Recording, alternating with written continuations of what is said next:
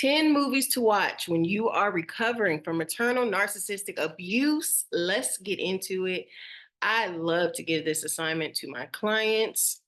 Watching movies about maternal narcissistic abuse is an excellent way to trigger your feelings that may be a little bit buried beneath the surface. So I recommend that you complete this assignment with your journal nearby and anticipate having to pause the movie to maybe cry, add some things to your journal, and then keep going when you're ready. Okay. In no particular order, we're going to go over, I'm going to share 10 movies, 2 shows, and 2 books. Those are just some bonuses at the end. Okay, the first one, let's go ahead and get the classic out the way. Mommy Dearest.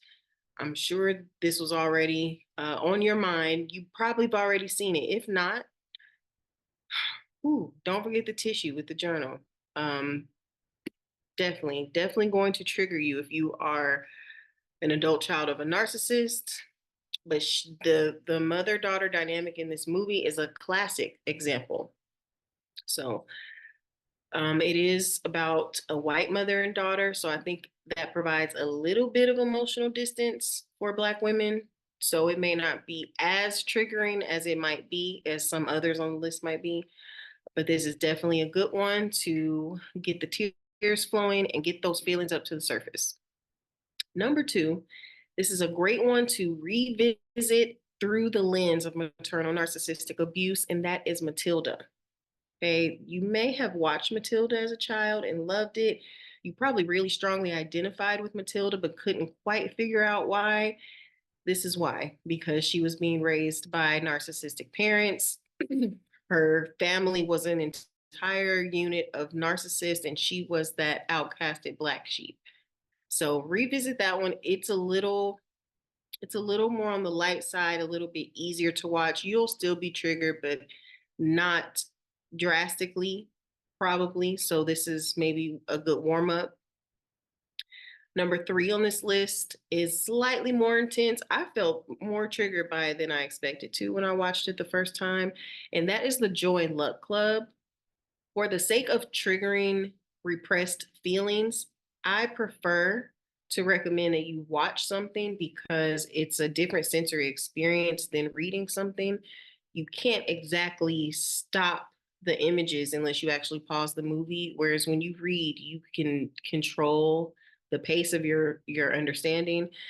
So I recommend you watch if you haven't seen it and then read. But the Joy Luck Club highlights several different mother-daughter dynamics, and you may resonate with different pieces of each one. It's not too intense, still more on the mild side, a good warm-up. Okay, number 4. This is not a warm-up. Precious. Okay, Precious is one of the most intense movie watching experiences that you can have as a Black woman raised by a narcissistic mother. It is nearly guaranteed that what you see in that mother-daughter dynamic is going to resonate with some part of your relationship with your mother, and that can get really deep and intense. So this is one that I recommend with caution. You probably already saw it, so you know that it is intense, but when you revisit it for the purpose of triggering these repressed feelings, and specifically through the lens of maternal narcissistic abuse, I believe that you'll see more and you will take more away from that experience. Definitely going to be a high alert trigger, and definitely going to be a tearjerker on that one. So be prepared. Okay, number 6 is Grey Gardens. There are 2 versions of this movie. There's an original and there's a more recent one. I think was an HBO special that has Drew Barrymore in it. Take your pick. Both are effective. This one is, I think they're all less triggering than Precious, but this one is semi-mild.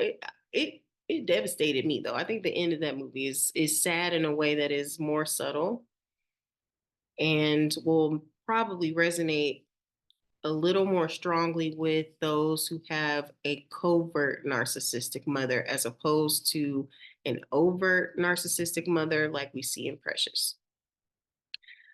Number 7, back to the lighter side, is Encanto.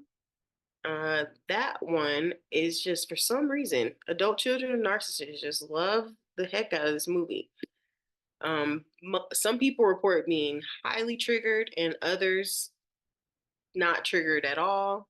I was somewhere in the middle there, but there are definitely some valuable themes. And I love that it's a children's movie because it allows you to revisit through that lens of maternal narcissistic abuse while still engaging in that childlikeness, that playful energy. So that one may be like a palate cleanser, a little more refreshing. It has a happy ending because it's a kids movie. Number 8, this happens to be one of my guilty pleasure favorite movies because I was born in the 90s and I love me some Britney Spears. Crossroads, again, one that you may have seen, if you're anything like me, may have seen already, but didn't make the connection that it's really the story of a daughter raised by narcissistic parents from start to finish. So when you rewatch it through that lens, you observe two dynamics of narcissistic parents, and that's her relationship with her father and her mother. Completely opposite, both forms of narcissistic parenting. So a good one and a fun one to revisit. Number 9 is not fun. Number 9 is Carrie. So this one could be up there with Precious. Obviously, this is a straight up horror movie, so use your discretion. I prefer the original Carrie, but the later remake, I don't know how many remakes there are at this point. The other remake, the girl with the curly black hair, that one was good also. They're the same story. I recommend the original because the demonstration of narcissistic parenting is on point without being overdone. So I prefer you watch the original one. It's going to be better. Make what you will of the fact that Carrie is a legitimate horror movie. While there is that supernatural and fictional element to the narrative, when you revisit this one through that lens of maternal narcissistic abuse, I think you're going to come away feeling a little bit more validated and proud of yourself for what you have endured and how you have transmuted that negative energy. And finally, one that is near and dear to my heart, Flowers in the Attic. Okay, where are my VC Andrews girlies? Am I the only one? Flowers in the Attic is a classic, also a novel. So read the novel if you like it. It definitely is worth the read, but you can watch the movie and get the same experience more or less. This story is one that you have to consciously read through the lens of maternal narcissistic abuse because while it's blatantly there, the story is really more about the children than the parents. But if you dive in with your eye on the dynamic between mothers and children in that one, I believe you will come away with quite a lot. Okay, so those are my 10 movies that I recommend you watch while you are recovering from maternal narcissistic abuse. But wait, because there are 2 shows and 2 books. Okay, the shows are Mom and Grey's Anatomy. If you, I mean, I hope you've already watched Grey's Anatomy.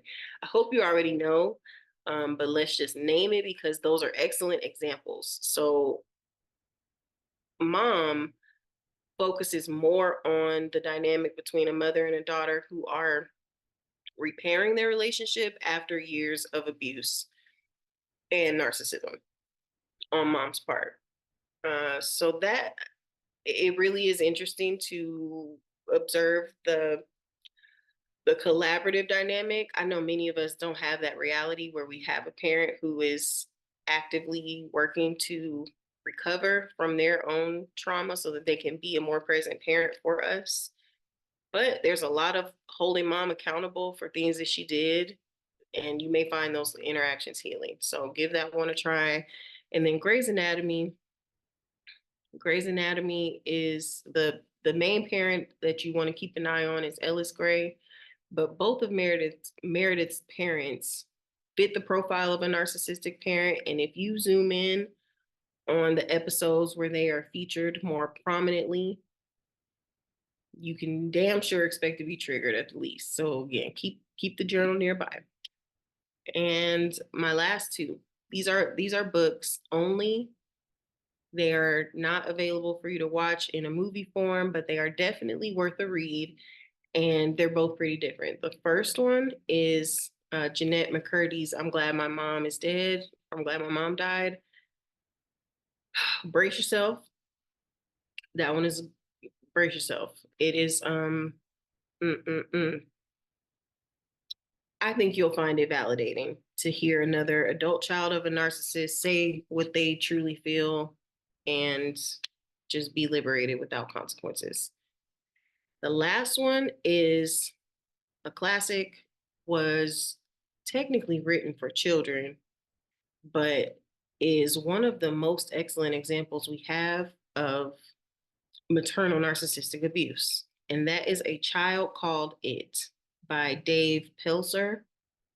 Again, this is a throwback. So you may have already heard his story.